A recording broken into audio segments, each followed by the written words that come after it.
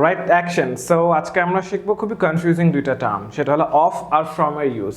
আমরা প্রায় কনফিউজ হয়ে যাই বা ভুল করি যে অফ অ্যান্ড ফ্রম বেসিকলি কখন কি বোঝায়। খেয়াল করবো, অফ কোনো কিছুর একটা উপাদান চোখে দেখা গেলে, অ্যান্ড ফ্রম কোনো কিছুর একটা উপাদান চোখে দেখা না গেলে। যেমন আমরা দেখি, ঠান্ডা মাথায় বুঝি, paper is made from would. So এই যে একটা কাগজ, আমি একটা কাগজ যদি নিই, সাপোজ ধরি এটা একটা কাগজ। সো এই কাগজটা যে বেসিকলি কাঠের ছোবড়া, বাঁশের ছোবড়া দিয়ে তৈরি, আমরা পড়ছি জানি, এটাকে আমরা কাগজ হাতে নিয়ে বুঝতে দেখতে পারি। বাঁশের ছোবড়া, কাঠের ছোবড়া কি দেখা যায়? দেখা যায় না। তার মানে কি উপাদান চোখে দেখা যাচ্ছে না। সো উপাদান যখন চোখে দেখা যাবে না, তখন আমরা ফ্রম দিব। Table is made of wood. একটা টেবিলের দিকে তাকালে আমরা দেখতে পারি এটা কাঠের তৈরি টেবিল।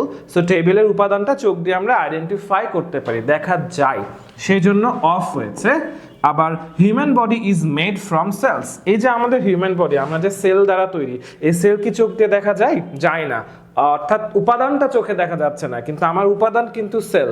অর্থাৎ যেহেতু চোখ দিয়ে আইডেন্টিফাই করা যাচ্ছে না, সেই জন্য মেড ফ্রম হলো।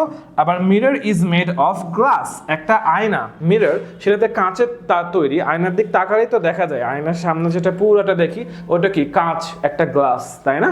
সো চোখ দিয়ে উপাদান দেখা যাচ্ছে, সেজন্য মেড অফ। সো উপাদান চোখ দিয়ে দেখা গেলে মেড অফ, অ্যান্ড উপাদান চোখ দিয়ে দেখা না গেলে made from. That's all. Thank you very much. Have a good time. Have a good day. And এগুলো ক্লাসেসগুলো, টপিকগুলো খেয়াল রাখি। Bye bye.